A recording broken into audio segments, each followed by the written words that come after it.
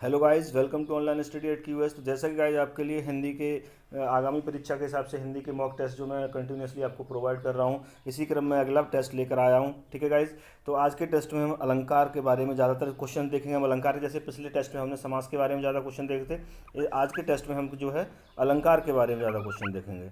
किसके बारे में? अलंकार के बारे में ज़्यादा क्वेश्चन देखेंगे। ठीक है गाइस, तो अगर आप हमारे चैनल पर नए और आपने अभी तक हमारे चैनल को सब्सक्राइब नहीं किया तो सबसे पहले से सब्सक्राइब कर लें और साथ ही बेल आइकन को क्लिक करके ऑल पर सेट कर लें, जिससे आने वाले सभी वीडियोस का नोटिफिकेशन आपको मिलता रहे। और वीडियो पसंद आने पर लाइक और शेयर करना ना भूलें। ठीक है गाइस, तो शुरू करते हैं टाइम वेस्ट किए बिना आज का वीडियो। चलिए पहले क्वेश्चन की तरफ बढ़ते हैं। पहला क्वेश्चन है गाइस, पत्राही तिथ पाइये वाघर के चहुपास। पंक्ति में अलंकार है। पत्राही तिथ पाइये वाघर के चहुपास। इस पंक्ति में, ये जो पंक्ति लिखी हुई है, इस पंक्ति में कौन सा अलंकार है? देखिए, अलंकार के लिए आपको पहले उसका अर्थ आना चाहिए। जो भी कविता की जो लाइन आपको दी जाए उसका अर्थ आपको आना चाहिए। ठीक है, चार ऑप्शन दिए हुए हैं: अनुप्रास अलंकार, अतिशयोक्ति अलंकार, उत्प्रेक्षा अलंकार और उहाँ अलंकार। कौन सा अलंकार है जल्दी से बताइए। तो सबसे पहले तो मैं इसका आंसर बताता हूँ, फिर एक्सप्लेनेशन देता हूँ। तो कौन सा इसमें? अतिशयोक्ति अलंकार है। कौन सा है? अतिशयोक्ति अलंकार है। अब अतिशयोक्ति अलंकार कैसे, ये बताता हूँ। तो ये जो लाइन आपको कविता की दी गई है, पत्रानी तिथ पाइये वाघर के चौपास, ये लाइन जो है आपकी रीतकालीन कवि बिहारी लाल द्वारा रचित है। किसके द्वारा? रीतकालीन के रीतकाल, हिंदी को डिफरेंट कालों में बांटा गया है, आपने हिंदी की हिस्ट्री पढ़ा हुआ है। ठीक है, तो रीतकाल के कवि थे बिहारी जी। ठीक है, उनके द्वारा ये लिखा गया है। ठीक है, इसका अर्थ क्या है? जब अर्थ पता चलेगा तभी आपको पता चलेगा कि इसमें अतिशयोक्ति अलंकार क्यों है। ठीक है, तो इसका अर्थ है कि उसके उसके यानी उसके का मतलब है नायिका के। नायिका के घर के पास स्थिति का सही अंदाजा केवल पंचांग देखकर ही लगाया जा सकता है। क्यों? क्योंकि नायिका के मुख की दीप्ति के कारण वहां सदैव पूर्णिमा का आभास होता है। ठीक है, तो नायिका के मुख की दीप्ति से पूर्णिमा का आभास होता है। एक है अतिशयोक्ति, बात को बढ़ा चढ़ाकर पेश किया जा रहा है, और जहाँ बात को बढ़ा चढ़ाकर पेश किया जाता है वहाँ कौन सा होता है? अतिशयोक्ति अलंकार होता है। चलिए आगे बढ़ते हैं। अगला क्वेश्चन देखिए,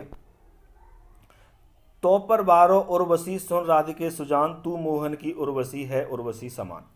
ये जो पंक्तियां आपको दी गई हैं, इनमें कौन सा अलंकार है ये आपको बताना है। ठीक है, चार ऑप्शन दिए हुए हैं: अनुप्रास, यमक, श्लेष और रूपक। अनुकार, यमक, श्लेष और रूपक, चार ऑप्शन दिए हुए हैं। पहले तो जल्दी से आंसर बताइए।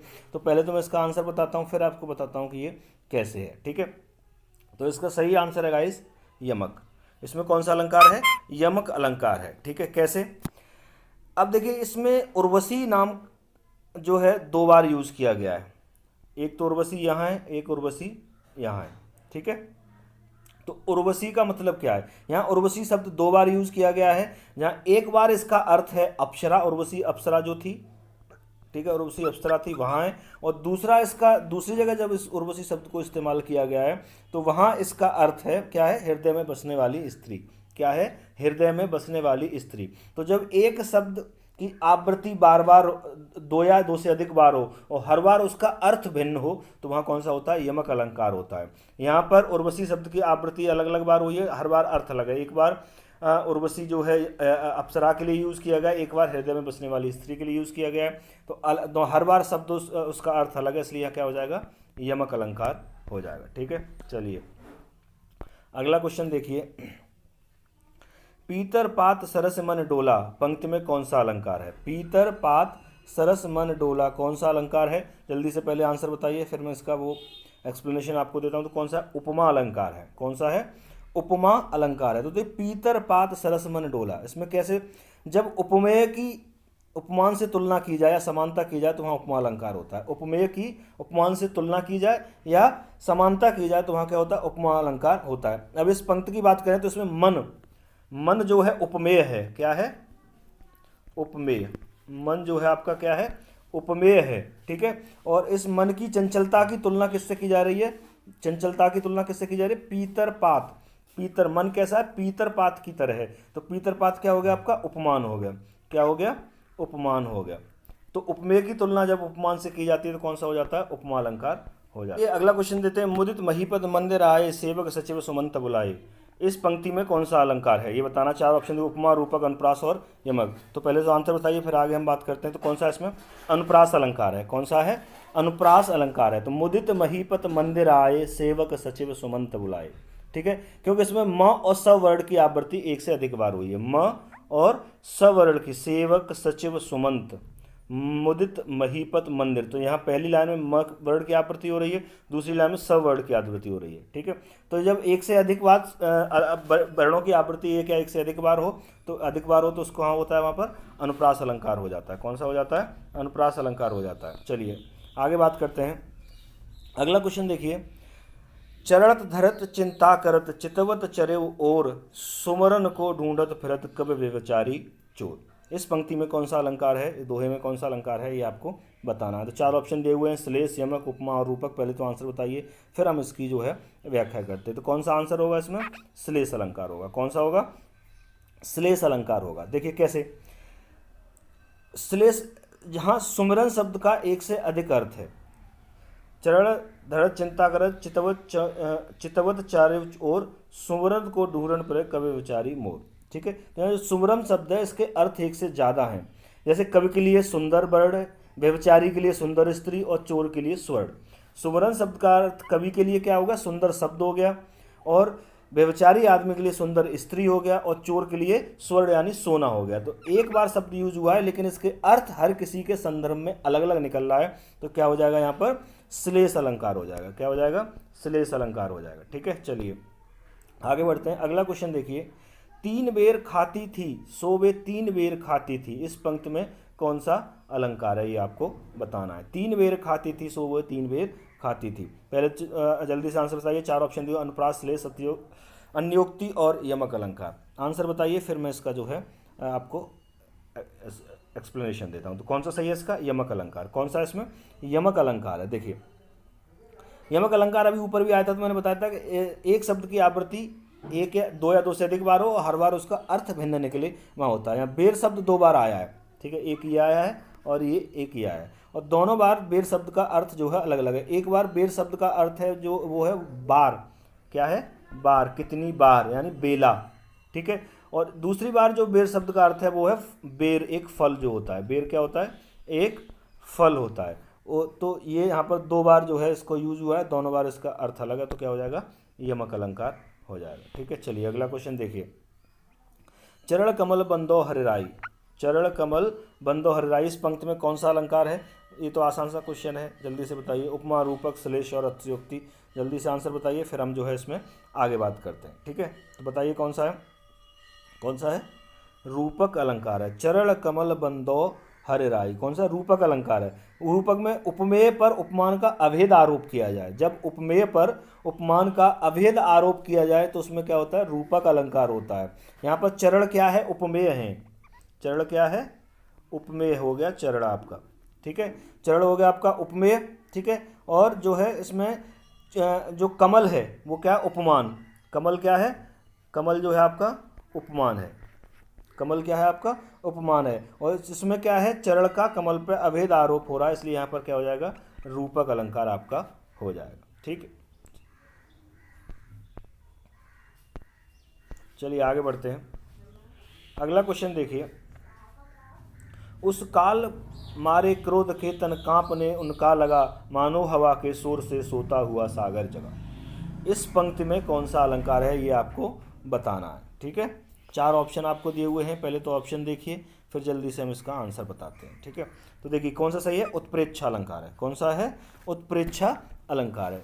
अब उत्प्रेक्षा अलंकार क्यों है? ये जैसे कि मैंने कहा था कि आपको क्या है अर्थ आना चाहिए। तो उत्प्रेक्षा अलंकार होता क्या? पहले जब उपमेय में उपमान की संभावना या कल्पना की जाए, जब उपमेय में उपमान की संभावना या कल्पना की जाए तो क्या होता है? वहाँ पर उत्प्रेक्षा अलंकार होता है। ठीक है, क्या होता है? उत्प्रेक्षा अलंकार होता है। अब यहाँ पंक्तियों की बात करते हैं। उस काल मारे क्रोध के तन कांपने उनका लगा मानो हवा के शोर से सोता हुआ सागर जगा। मानो, ठीक है, मानो शब्द आ रहा है तो क्या है? कल्पना की जा रही है। मानो यानी हो सकता है, तो कल्पना की जा रही है। ठीक है, तो यहाँ पर क्या है? उत्प्रेक्षा अलंकार हो जाएगा। जैसे और समझ लेते हैं कि यहाँ क्रोध आवेश में आकर तंस का कांपना, अर्थात उपमेय में कल्पना, उपमेय की कल्पना वायु के वेग के प्रभाव से। उपमेय की कल्पना किससे हो रही है? वायु की वेग के प्रभाव से। और सागर का लहराना अर्थात उपमान के सापेक्ष की गई है। क्या है? सागर का लहराना, यानी सागर का लहराना क्या होगा? उपमान हो गया, उसके सापेक्ष की गई है। ठीक है। तो यहाँ पर क्या है, उत्प्रेक्षा अलंकार है। देखिए, और उत्प्रेक्षा अलंकार को पहचानने का मैं आसान सा तरीका बता देता हूँ, इसमें आपको थोड़ा कन्फ्यूजन हो तो आसान सा तरीका है कि अगर उत्प्रेक्षा अलंकार के है तो उस वाक्य में, उस शब्द लाइन में मन मानव मानो जन जानो जानो, मन मानव जन जानो मानो आदि शब्द आते हैं। ये शब्द आ जाए समझ लो वहाँ पर उत्प्रेक्षा अलंकार है। तो जैसा कि इसमें आया हुआ है, उस काल मारे क्रोध के तन कांपने उनका, मानो हवा के शोर से, मानो शब्द आ गया तो क्या हो गया, सीधा सीधा आपका उत्प्रेक्षा अलंकार हो गया। ठीक है, चलिए अगला क्वेश्चन देखिए। निम्नलिखित विकल्पों में शब्दालंकार को चिन्हित कीजिए। निम्नलिखित विकल्पों में शब्दालंकार को चिन्हित कीजिए। इनमें किस शब्दालंकार कौन कौन से हैं वो चिन्हित करना है। ठीक है, क्या है, यमक अलंकार। यमक अलंकार क्या होता है, शब्दालंकार होता है। अब ये होते क्या है शब्दालंकार, क्या है, इसका मतलब ये है कि जो हमारे अलंकार होते हैं, अलंकार के दो भेद होते हैं, एक शब्दालंकार और दूसरा होता है अर्थालंकार। शब्दालंकार और अर्थालंकार, अलंकार के दो भेद होते हैं, शब्दालंकार और अर्थालंकार। अगर हम शब्दालंकार की बात करें तो शब्दालंकार में कौन कौन से आते हैं गाइस, ये नोट कर लीजिए, मैं आपको बताता जाता हूँ, ये बहुत इंपॉर्टेंट है। शब्दालंकार में अनुप्रास, यमक, श्लेष, वक्रोक्ति और वीप्सा।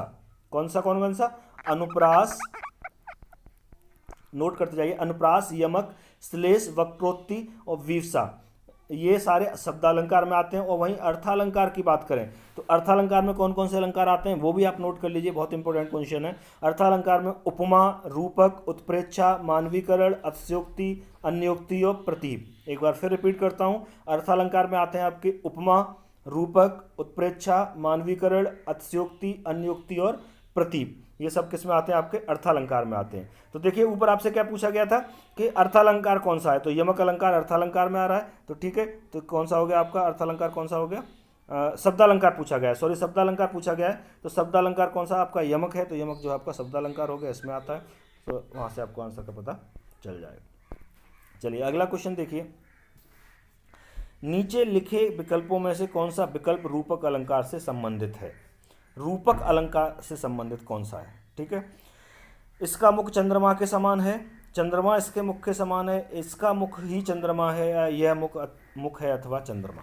इसमें से रूपक अलंकार कौन सा होगा, रूपक अलंकार कौन सा होगा। तो रूपक अलंकार में बताया था कि जहाँ उपमेय पर उपमान का अभेद आरोप किया जाए, उपमेय पर उपमान का अभेद आरोप किया जाए, वहाँ क्या होता है, रूपक अलंकार होता है। तो इसमें कौन सा आंसर सही होगा, जल्दी से बताइए, कौन सा हो जाएगा, सी, इसका मुख ही चंद्रमा है। अभेद आरोप करना है, क्या करना, अभेद, तो मुख ही चंद्रमा है, तो ये आरोप कर दिया है, ठीक है, संभावना नहीं है, तो रूपक अलंकार हो जाएगा सीधा सीधा। अगर हम बाकी विकल्पों की बात करें ए, बी और डी की, तो इनमें कौन सा अलंकार होगा ये भी मैं बता देता हूं, जिससे कि आपको समझने में, इसका मुख चंद्रमा के समान है, तुलना की जा रही है, तो क्या हो गया, उपमा अलंकार हो गया। अभी ऊपर बताया था मैंने, क्या हो गया, उपमा अलंकार हो गया। चंद्रमा इसके मुख के समान है, ये क्या हो गया, प्रतीप अलंकार हो गया। कौन सा, प्रतीप, प्रतीप अलंकार हो गया। और यह मुख है अथवा चंद्रमा, तो यहाँ पर क्या है, क्लियर नहीं हो रहा कि मुख है अथवा चंद्रमा, तो कौन सा हो जाएगा, संदेह अलंकार हो जाएगा। कौन सा हो जाएगा, संदेह अलंकार हो जाएगा। ठीक है, चलिए आगे बढ़ते हैं। अगला क्वेश्चन देखिए। अब कुछ क्वेश्चन मैं आपको रस से संबंधित दूंगा, ठीक है। शांत रस का स्थायी भाव क्या है, शांत रस का स्थायी भाव क्या है, ठीक है। रस के स्थायी भाव होते हैं, आपने थ्योरी में पढ़ा होगा, हिंदी की थ्योरी में, तो स्थायी भाव होता है हर रस का जिससे रस की पहचान होती है उस स्थायी भाव से, ठीक है। तो शांत रस का स्थायी भाव आपसे पूछा है, तो देखिए कौन सा आंसर है। तो दो आंसर सही है इसमें, क्वेश्चन में थोड़ा सा हो सकता है एक साथ दो आंसर दे दिए, वैसे एक ही दिया जाएगा आपको, ठीक है। वैराग्य और निर्वेद, वैराग्य और निर्वेद दोनों ही जो है शांत रस के स्थायी भाव हैं। क्या है, वैराग्य और निर्वेद दोनों ही जो है शांत रस के स्थायी भाव। वैसे शांत रस के तीन स्थायी भाव होते हैं, एक तो वैराग्य हो गया, एक निर्वेद हो गया, ठीक है, वैराग्य निर्वेद, और तीसरा होता है सम। क्या होता है, सम।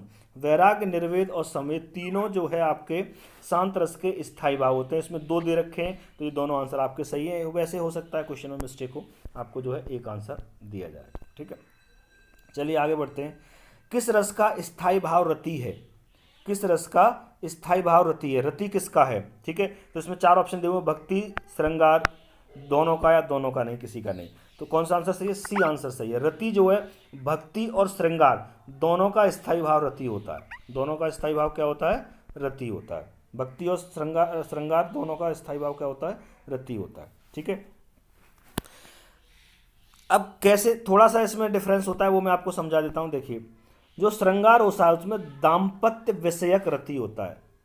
रति तो है लेकिन किस टाइप का रति है ये भी समझ। जो श्रृंगार रस होगा उसमें जो है स्थायी भाव क्या होगा, जो होगा वो दाम्पत्य विषयक रति। दाम्पत्य विषयक रति यानी दाम्पत्य यानी पति पत्नी या नायक नायिका के बीच का जो है उससे संबंधित रति का आभास होगा। ठीक है, तो वो हो जाएगा आपका श्रृंगार रस। और अगर हम भक्ति की बात करें तो भक्ति में किस प्रकार का रति होगा? भक्ति की अगर हम बात करें तो भक्ति में किस प्रकार का रति होगा? तो जो भक्ति में रति होगा वो ईश्वर विषयक रति होगा। कौन सा होगा? ईश्वर विषयक रति। ईश्वर से संबंधित जो है रति का आवास वहाँ पर होगा। और ऐसे ही वात्सल्य, वात्सल्य का भी जो है स्थायी भाव रति होता है। किसका? वात्सल्य।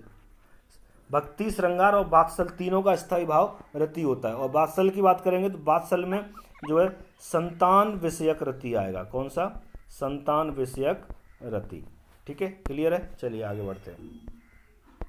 अगला क्वेश्चन देखिए, हिंदी काव्य में रसों की कुल संख्या कितनी है? हिंदी काव्य में रसों की कुल संख्या कितनी है ये बताना है। तो सबको पता है 9 रस होते हैं। कौन कौन से 9 रस होते हैं? अब ये कौन से रस होते हैं और इनका स्थायी भाव क्या है ये मैं आपको बता देता हूँ। ये नोट कर लीजिए, बहुत ही इंपॉर्टेंट क्वेश्चन है। ठीक है, एक होता है श्रृंगार रस, इसका स्थायी भाव होता है रति। आप साथ के साथ नोट करते जाइए। श्रृंगार रस, इसका स्थायी भाव क्या हो जाएगा? रति हो जाएगा। ठीक है, दूसरा होता है हास। कौन सा होता है? हास का स्थायी भाव होता है हास्य। क्या होता है? हास्य। तीसरा होता है वीर रस। कौन सा? वीर रस। और वीर रस का स्थायी भाव क्या होता है? उत्साह। क्या होता है? उत्साह। ठीक है, आगे बढ़ते हैं। चौथा रौद्र। कौन सा रस? रौद्र रस। और इसका जो है स्थायी भाव होता है क्रोध। ठीक है, अगला करुण रस। कौन सा? करुण रस। और इसका स्थायी भाव होता है शोक। ठीक है, चलिए आगे बढ़ते हैं। अगला है अद्भुत रस। कौन सा? अद्भुत रस। और अद्भुत रस का स्थायी भाव होता है विस्मय। क्या होता है? विस्मय। अगला है भयानक रस। भयानक रस। और भयानक रस का स्थायी भाव होता है भय। क्या होता है? भय। चलिए आगे बढ़ते हैं। अगला है बीभत्स रस। बीभत्स रस का स्थायी भाव क्या होता है? जुगुप्सा या घृणा होने लगे वहाँ बीभत्स रस हो जाता है। ठीक है, और लास्ट 9वां है शांत रस। और शांत रस का स्थायी भाव क्या होता है? ऊपर मैंने आया था क्वेश्चन बताया था, वैराग्य, निर्वेद और सम। वैराग्य, निर्वेद और सम। तो कितनी होगी संख्या? हिंदी काव्य में रसों की संख्या कितनी हो गई? 9 हो गई। चलिए आगे बढ़ते हैं। अगला क्वेश्चन देखिए, यशोदा हर पालने झुलावे, हलरावे दुलराय मलावे, जोई सोई कुछ गावे। यशोदा हर पालने झुलावे, इस पंक्ति में कौन सा आपका जो है रस है ये आपको बताना है। श्रृंगार रस, वात्सल्य रस, शांत रस, करुण रस। तो ये देखिए आसान है। ठीक है, क्या है? अभी मैंने ऊपर ही बताया था कि रति का भाव हो रहा है और कौन सी वात्सल्य रति हो रही है। यशोदा अपने बेटे कृष्ण को जो है पालने में झुला रही है, तो क्या वात्सल्य आ रहा है? तो वात्सल्य रस हो गया सीधा सीधा। ठीक है, क्या आ रहा है? वात्सल्य आ रहा है। संतान विषयक रति की उत्पत्ति हो रही है यहाँ पर, तो क्या हो जाएगा आपका? वात्सल्य रस आपका यहाँ पर हो जाएगा। ठीक है, आसान है। चलिए आगे बढ़ते हैं। अगला क्वेश्चन देखिए, उत्साह स्थायी भाव से किस रस की निष्पत्ति होती है? यानी या हम ये कह सकते हैं कि उत्साह स्थायी भाव किस रस का है? ऊपर अभी 9 रस बताए थे और सबका स्थायी भाव मैंने आपको बताया था, तो आपने नोट किए होंगे तो आप इजीली इसको बता सकते हैं। तो उत्साह किसका है? वीर रस का स्थायी भाव होता है। आसान सा क्वेश्चन है। ठीक है, चलिए आगे बढ़ते हैं। नव में झटपट बाज लख, भूलियो सकल प्रपंच, कंपित तन व्याकुल नयन, लावक हिलियोन रंच। इस पंक्ति में, इस उद्धरण में कौन सा रस है ये आपको बताना है। ठीक है, कौन सा रस है ये आपको बताना है। चलिए आसान सा क्वेश्चन है। रस बताने के लिए पहले तो आप पंक्ति को समझकर उसका अर्थ निकालिए। जहाँ स्थायी भाव आपको ज्ञात हो जाएगा वहाँ पर क्या हो जाएगा? आपको रस का पता चल जाएगा। तो कौन सा है इसमें? पहले तो हम भयानक रस है। भयानक रस है। ठीक है, क्यों? क्योंकि इसमें स्थायी भाव भय आ रहा है। नभ में झपटत बाज लख, बाज को झपटते देखकर जो है पंछी घबरा रहे हैं, तो ये क्या? भय आ रहा है, तो भयानक रस हो जाएगा। ठीक है, ठीक है। इसलिए क्या है, इसमें भयानक दृश्य, पशु, उनके कार्य अथवा उल्लेख आदि का उद्दीपन भाव होता है, वहाँ पर क्या होता है, हाँ, आपका भयानक रस हो जाता है, सीधा सीधा अर्थ से समझ में आ जाता है। ठीक है। अगला क्वेश्चन देखिए, निश्चरहीन करहु मह भुज उठाए पनकीन, सकल मुनिन के आसरमन जाय जाय दुख दीन। इस उद्धरण में किस रस की निष्पत्ति हुई है, कौन सा रस है, इसमें सीधे सीधे आपको ये बताना है। तो आपको इसको अर्थ पता होगा तो इजीली बता सकते हैं। तो पहले तो मैं आंसर बताता हूँ, कौन सा है, वीर रस है। कौन सा है, वीर रस है। कैसे, यहाँ पर क्या है, निश्चर को मारना और मुनियों को सुख देना। तो निश्चर को मारना वीरता का प्रतीक है, ठीक है, उत्साह है। निश्चर को मारना और मुनियों को सुख देना, अधर्म का नाश करके धर्म की स्थापना करने का संदेश दे रहा है। इसलिए यहाँ पर क्या है, धर्म वीर रस तो है, लेकिन कौन सा वीर रस है, धर्म वीर रस है। यहाँ भी ये भी क्वेश्चन बन सकता है, कौन सा, धर्म वीर रस है, क्योंकि यहाँ पे मुनियों की रक्षा करना, तो धर्म की रक्षा हो रही है। तो निशाचरों को मारना, तो ये तो उत्साह हो गया, तो वीर रस हो गया सीधा सीधा। और मारा क्यों जा रहा है, कि मुनियों की रक्षा करने के लिए, तो धर्म की रक्षा हो रही है, धर्म वीर रस यहाँ पर हो जाएगा। ठीक है, चलिए आगे बढ़ते हैं। अगला क्वेश्चन देखिए, गुरु गोविंद तो एक है, दूजा यह आकार, आपा मोट जीवित मरे सो पावे करतार। ठीक है, तो ये जो है इस पंक्ति में कौन सा रस निकला है, ये आपको बताना है। 4 ऑप्शन दे हुए हैं, सिंगरा, करुण, अद्भुत और शांत। तो कौन सा रस है, जल्दी से बताइए। पहले तो इसका आंसर बताइए, कौन सा है, शांत रस है। कौन सा है, शांत रस है। कैसे, जब संसार की नश्वरता का बोध हो जाए और मन में विरक्ति और वैराग्य का भाव उत्पन्न हो जाए, तो वहाँ क्या है, शांत रस की निष्पत्ति होती है। यहाँ पर क्या है, गुरु गोविंद तो एक है, दूजा या कर आप मोटे जीवित मरे ये पावे करतार। तो संसार की नश्वरता का बोध हुआ है और वो भगवान के चरणों में जाना चाहता है, वैराग्य उत्पन्न हुआ है, वैराग्य जहाँ उत्पन्न होता है वहाँ पर शांत रस आपका निष्पत्ति हो जाती है, शांत रस की। चलिए आगे बढ़िए। अगला क्वेश्चन, रौद्र रस का स्थायी भाव क्या है। रौद्र रस का, ये तो मैंने ऊपर 9 रस बताए हैं और उन सब का जो है आपको वो बताया है, तो यहाँ पे आपको पता चल जाएगा रौद्र रस का स्थायी भाव क्या है, क्रोध। ऊपर आपको नोट करवाया था, नोट कराया होगा तो जो है आपको इसका आंसर पता होगा। मैंने 9 रस और उनके स्थायी भाव क्या होते हैं आपको नोट कराए। तो गाइस इतने अच्छे अच्छे क्वेश्चन, सेलेक्टिव क्वेश्चन है, एग्जाम में आए हुए हैं, आने की बहुत संभावना है, जिनके क्वेश्चन फंसने की बहुत संभावना है। तो इतनी मेहनत से मैं आपके लिए क्वेश्चन सेलेक्ट कर रहा हूँ, तो इसके लिए लाइक और शेयर तो बनता ही है। ठीक है, तो लाइक और शेयर करते रहे। चलिए अगला क्वेश्चन देखते हैं। अगला क्वेश्चन है, जलमग्न शब्द में कौन सा समास होगा। जलमग्न शब्द में कौन सा समास होगा, ठीक है, ये आपको बताना है। द्वंद्व, अव्ययभाव, तत्पुरुष और कर्मधारय। इस समास के ऊपर तो मैं आपको एक पूरा मॉक टेस्ट आपको दे चुका हूँ, और जो कंबाइंड मॉक टेस्ट में लेके आया था उसमें भी जो है आपके समास के क्वेश्चंस यूज हुए थे। ठीक है, तो इसमें कौन सा होगा, तत्पुरुष समास होगा। कौन सा, तत्पुरुष समास होगा। कैसे, ये समास के ऊपर मैंने लेक्चर दिया, उसमें समास को कैसे पहचानते हैं वो भी मैं सब आपको बताया हूँ। तो आपने अगर पुराने वीडियोस हमारे नहीं देखे हैं तो पुराने वीडियोस जरूर देखें, यहाँ से आपको ये समास वाला टॉपिक क्लियर हो जाएगा। ठीक है, जलमग्न का अर्थ है जल में मग्न। ठीक है, तो अधिकरण तत्पुरुष समास है, क्योंकि मैं शब्द अंदर आ रहा है तो अधिकरण तत्पुरुष समास यहाँ पर आ जाएगा। ठीक है, तो गाइज आज के लिए इतना ही। ऐसे ही सेलेक्टिव अच्छे अच्छे क्वेश्चन मैं आपके लिए लेके आता रहूँगा। लाइक और शेयर करना बिल्कुल ना भूलें। लाइक जरूर करें जिससे कि हमें मोटिवेशन मिले, और शेयर करें जिससे कि सभी लोगों की अच्छी तैयारी हो। और आपने अभी तक चैनल को सब्सक्राइब नहीं किया है तो सब्सक्राइब करें, जिससे आने वाले सभी वीडियोज़ का नोटिफिकेशन